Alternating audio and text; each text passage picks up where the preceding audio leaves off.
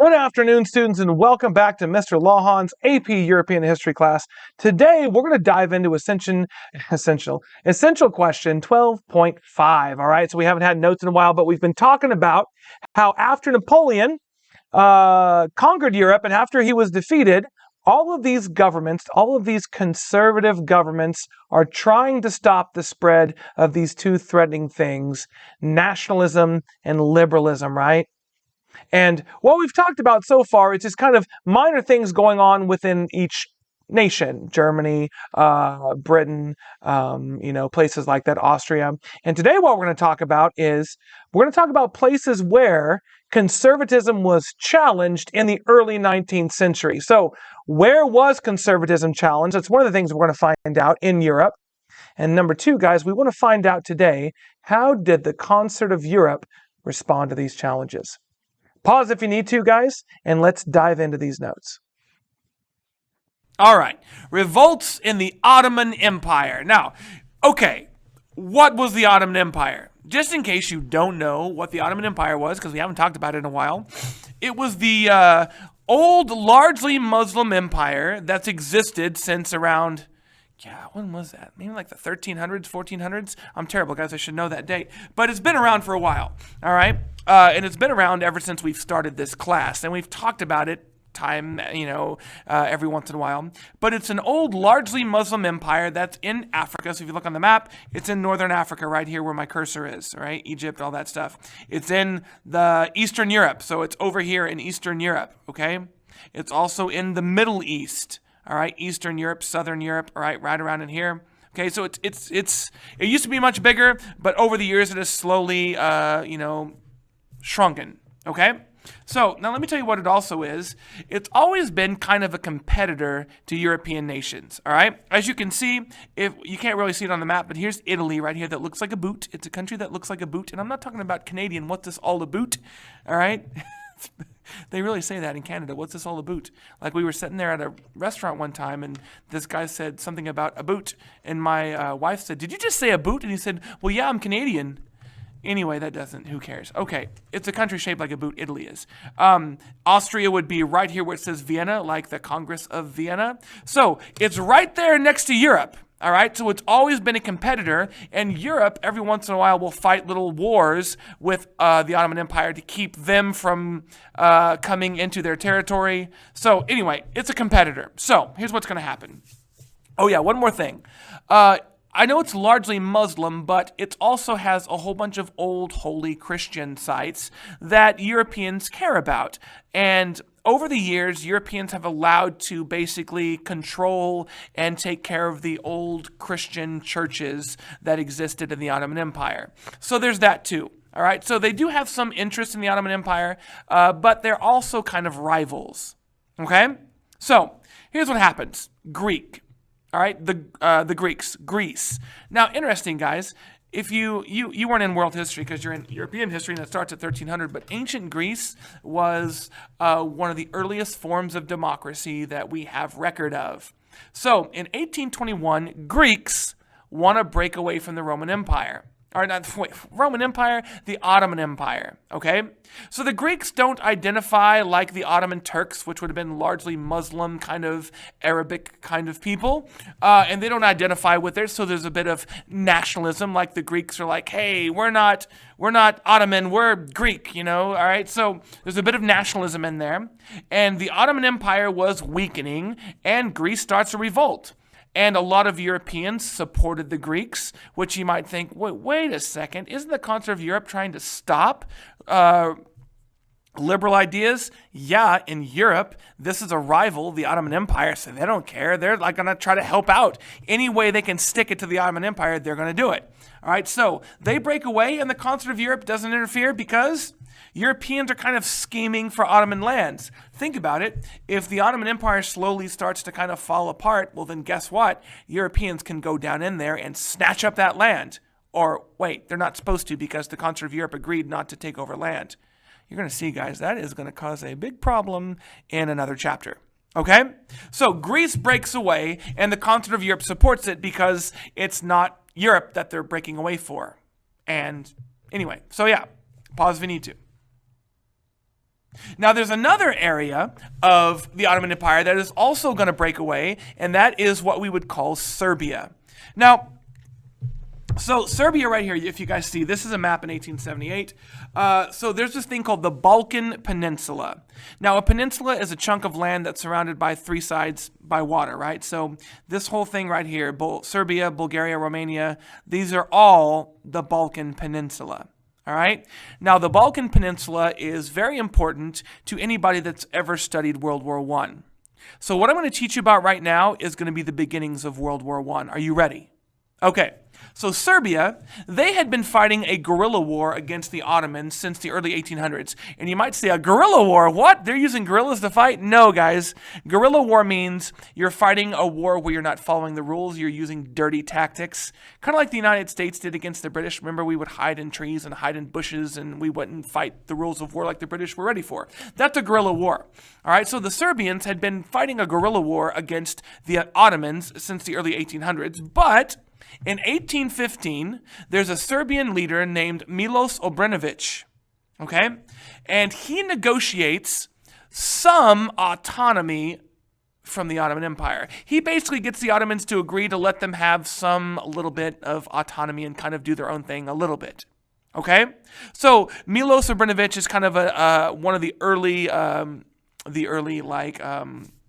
nationalist leaders in Serbia. But this, once again, is going to be a nationalist revolt because a lot of people in this area are what they would call Serbian in their culture and ethnicity. Now, there's a lot of people that are not Serbian. All right? But anyway, so in 1830, the Ottomans grant Serbian independence. All right? So the Ottomans are like, you know what? Fine, you can have your independence. Okay? Now, here's the deal, though.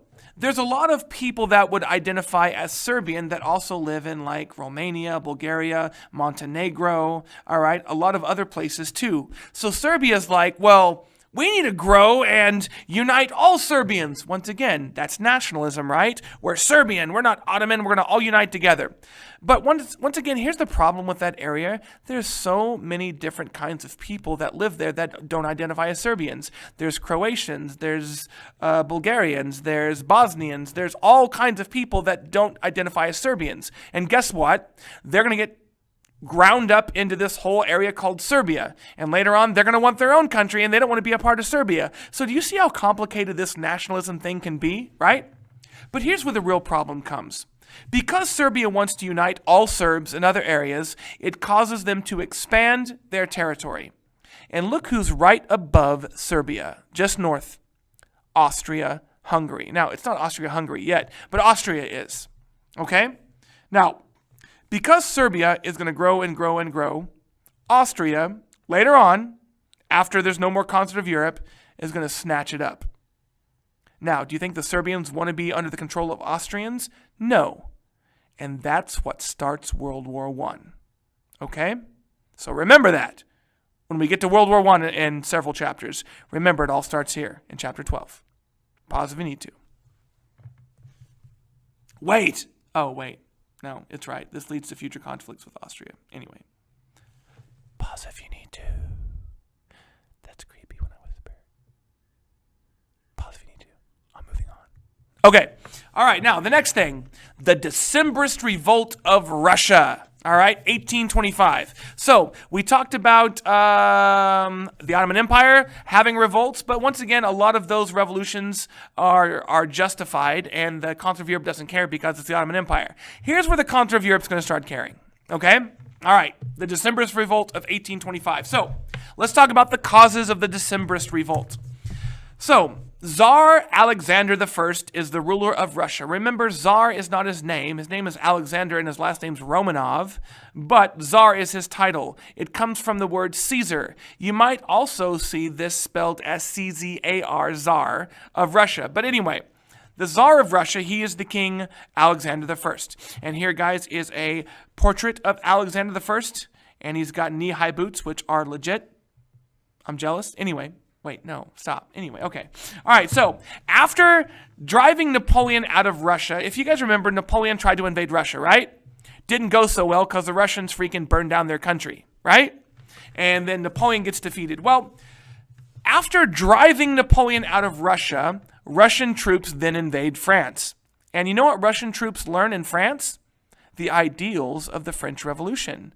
So a lot of military leaders of Russia are going to be like, well, look at this idea called equality. Oh, I like this. Oh, look at republic government. Look at constitution. You guys like my Russian accent? It's very good. No, I know I kind of sound like Gru, but Gru would have been Eastern European, maybe Russia. Anyway, so they get there and they're like, oh, we like these revolutionary ideas.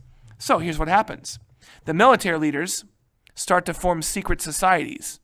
Now, why would they form secret societies? Because they know if they talk about things like, let's make a constitution, then Tsar Alexander will come down on them hard and crush their ideas. So they start to form these little secret societies in Russia to discuss things. What kinds of things are they discussing?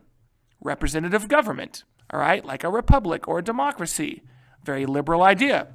They're quietly discussing, what if in Russia we write constitution, right? They're kind of doing that, all right? They're talking about abolishing serfdom.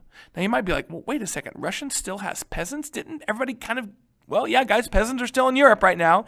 You're going to see the French Revolution is going to get rid of a lot of it, but, so they want to get rid of serfdom. They want to get rid of peasants. Remember, the peasants are tied to the land under the control of the wealthy noble landowners, right? They want to get rid of that.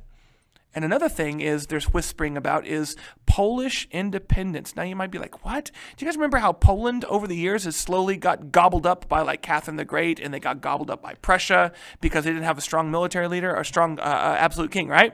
We'll get to that in a second. So these are the things that these secret societies are talking about, all right? But they're doing it very quietly because they don't want the king to come down and be like, you cannot talk about this, we will kill you. You like, guys, my Russian accent is on fleek. Nobody says that anymore. Okay. All right. Well, here is what causes this all to go down. Alexander dies. All right. He's got 2 sons. His oldest son is Constantine. All right. That's Nicholas. On the right is Constantine. He's the oldest son. But Constantine is in love with a Polish noblewoman, and he marries her. And she doesn't want to be a part of the Orthodox Church. Remember, guys, Russia is the Orthodox Church, which is kind of like Catholic, except they don't really believe in a pope. But anyway, so she's not an Orthodox Christian. So his dad never really liked her anyway. And what Constantine does is he says, you know what? I don't want to be king, all right? I renounce being king. So he turns down the crown, and the youngest son on the left, Nicholas, says, okay, I'll be the new king. And you know what? Constantine even goes so far as to saying, I support my younger brother, Nicholas, as king. All right, so no fight there. Usually there'd be a fight for the throne, right? Well, no. Well, here's the deal. In December 1825, some of the military leaders that were members of secret societies that wanted a liberal Russia say, we refuse to swear allegiance to Nicholas. We want Constantine as our ruler. Now, you might be like, Constantine turned down the throne. Well, Constantine is more of a liberal thinker. I mean, look at him. He married a woman that wasn't Orthodox Russian. So, Constantine is very liberal, and these liberal military leaders that were in the secret societies, they wanted him to be the Tsar. Well, they called for a constitution, and Nicholas sends in the troops. So he orders the cavalry to come down in and attack these military leaders. All right? And this, guys, is going to be the Decembrist revolt. All right? Which you can't see very well because it's getting cut off. So check this out, guys. Hold on. You see right here where it says Nicholas ordered the cavalry to attack these leaders, and they killed about 60. So 60 of the military leaders were killed, and then the ones that survived were all rounded up and executed. And that, guys, is called the Decembrist Revolt, where the military leaders wanted to swear allegiance to Constantine, not Nicholas. And you know what, guys? There's an indie rock band called the Decembrist, and they make okay kind of music. It's probably not most people's thing, but there is a group called the Decembrists. Anyway, so yeah. So look what Russia did when there was a liberal movement. They sent in the troops. All right? Pause if you need to. We're moving on. And so let's talk about the autocracy of Nicholas I. How am I doing on time? All right, the autocracy. So you might be like, Lahan, why do you throw all these new words at us? Well, look, I'll be honest with you. Autocracy means one ruler has absolute power. All right? So why they're not necessarily they are kind of an absolute king, but look, autocracy means one person has absolute power, okay? Sometime on the test, you might see the word autocracy and be like, I don't know what that means. It means one person has absolute power. You might also see absolutism. What does that mean? Kind of the same thing, all right? So I wanted to throw that word in there because I've seen it on test questions and I realized, oh crap, you don't know what that word means. So, the autocracy of Nicholas I. All right, so guess what? He's conservative, and you start to crack down on all liberal ideas. So, you guessed it, freedom of speech, censor the press, I don't know what that noise is, it's like getting X'd out in my mind, like a big red X pops up when that, I don't know, maybe I saw it on a game show, I don't know. Anyway, so he starts cracking down on all these liberal ideas, okay? And he refuses to end serfdom. He actually has conversations about it, but he says, look, if I end serfdom, then all Russian nobles will come after me and they'll be like, hey, where are my peasants, bro?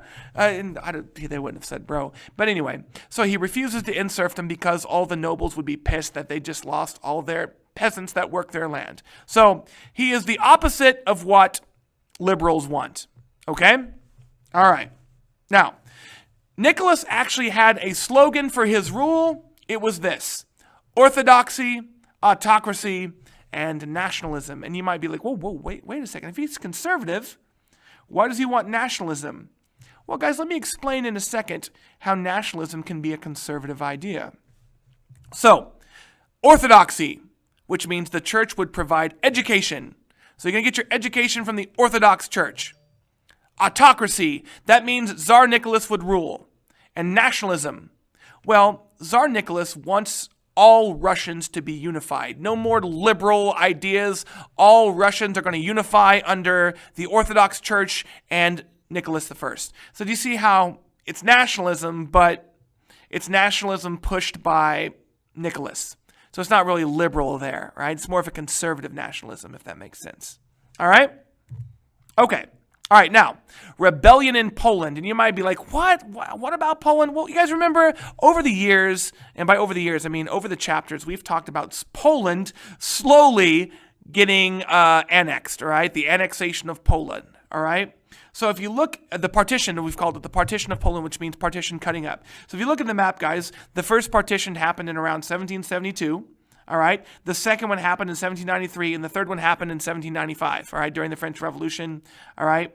So guys, look, Poland has slowly disappeared, but here's the deal.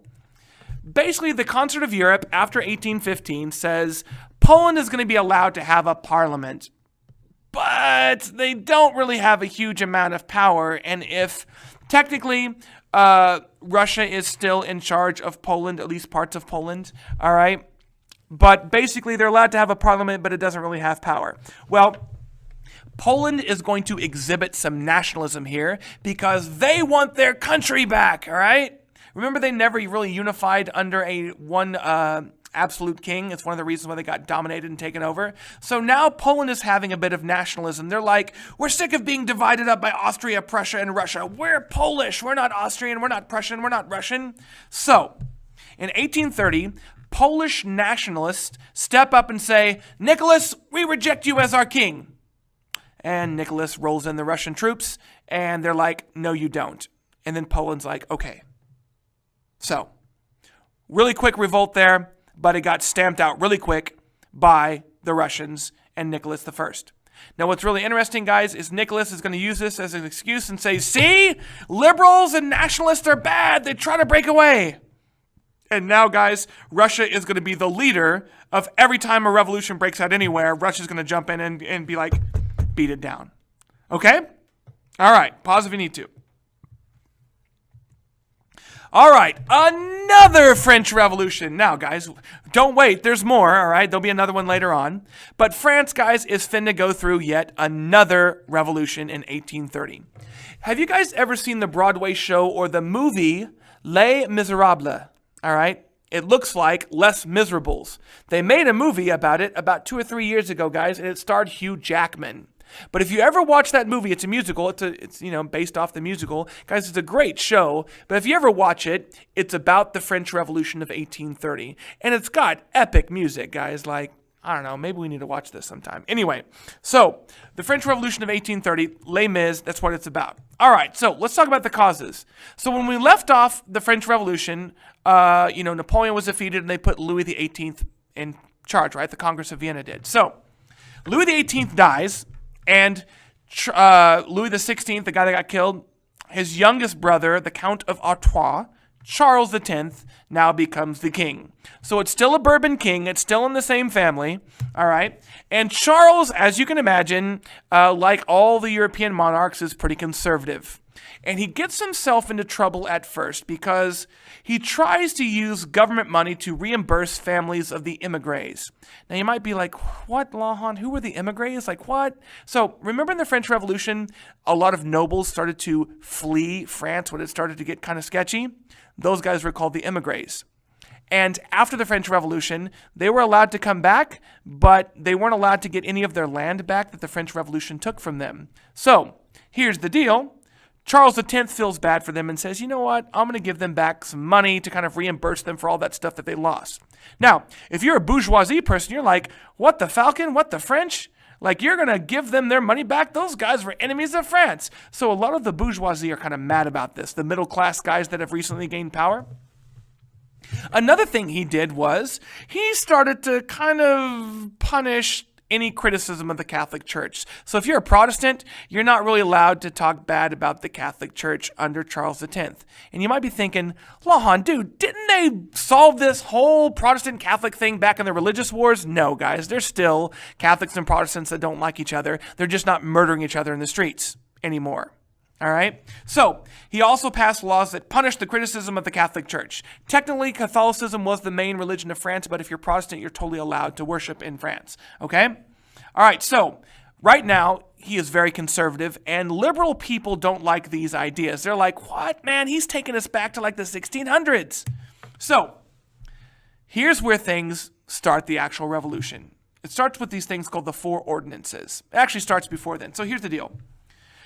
There's a legislature in France. It's got an upper house where all the members are chosen by the king.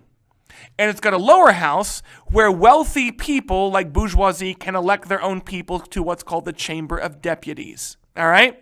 So 2-house Congress, just like Parliament, just like we have in this country. 2 houses, right?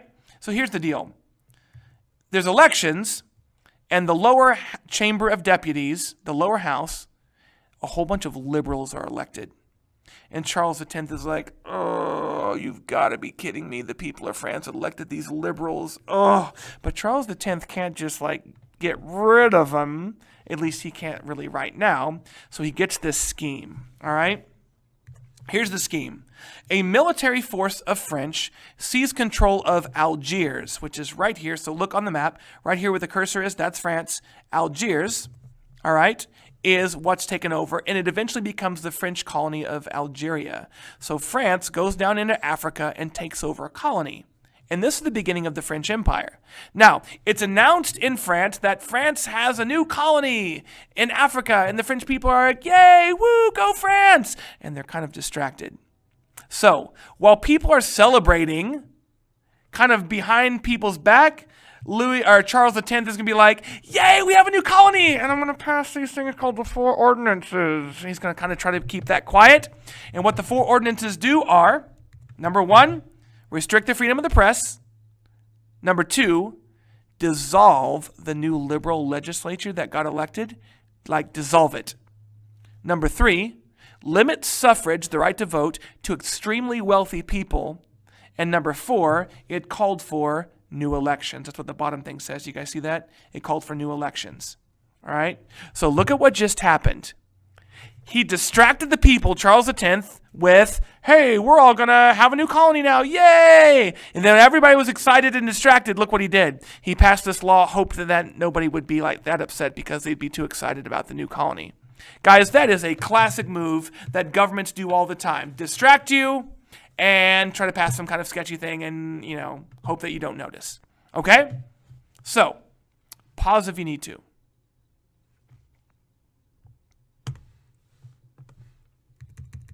All right, and move on. Okay, all right, now the revolution. Well, liberals are like, oh, no, you don't, when he passed the 4 ordinances. And here's what's interesting. Now, the liberal middle class people, even though they're liberal, they don't really like the people at the bottom, the working class. Because remember, it's not like they really want to give the right to vote to the working class, but here's the deal. They realize, just like the French Revolution, if the middle class whips up the working class into an angry frenzy, then maybe the working class will help them out. So the middle class, liberals, and the working class all unite into a revolt. And the workers of Paris, guys, barricade the streets of Paris, which block troops. Here's a picture, guys, of the barricades. You see, the streets of Paris used to be very narrow. And what happened was they just literally started piling up junk and trash where the troops couldn't move through the streets. And then the working class people would shoot at the troops behind the barricades, and there's really nothing that the troops could do about it. So if you watch the movie Les Mis, you will see the barricades. But anyway, so bottom line is the working classes revolt, they fight royal troops, and because the French troops can't move through Paris because of the barricades, the revolution's going to win. All right? So Charles X flees to England. He runs away because he's afraid for his life. And now you're going to have a new king chosen by the wealthy middle-class people, and his name is going to be Louis Philippe. All right? Louis Philippe right here. I like Louis Philippe's hair. It's shiny and well done. I'm so jealous. He's got those pants that are uber tight and up around his chest. Anyway, he's got some high-waisted pants. I'm not down with that. But anyway, so the monarchy under Louis Philippe. Now, obviously, Louis Philippe was put in power by a more liberal middle class, so he, at least on the surface, is going to be a little bit more liberal. You're going to see there's about to be another revolution, and he's going to go bye-bye too. All right, now, he's going to offer freedom of the press, freedom of the speech. He's going to expand suffrage to more people, but pretty much ignored the working class people. And this is why there's going to be a third revolution, all right? He's going to let more people vote, but look at this, guys. Every French Revolution so far, the peasants at the bottom, remember the people that are yay, we've got a new constitution. Can I get some bread, please? They're always ignoring the people at the bottom. And that's going to lead to another revolution in the 1840s. So it's France can't just understand you got to listen to the people at the bottom. All right? So, pause if you need to. Yeah, it says this leads to another revolution in the 1840s. So pause if you need to. We're moving on to our final slide for the night because it's getting late. All right, Belgium becomes independent. Now, once again, you might be like, Lahan, what is a Belgium? All right, so what is Belgium? What?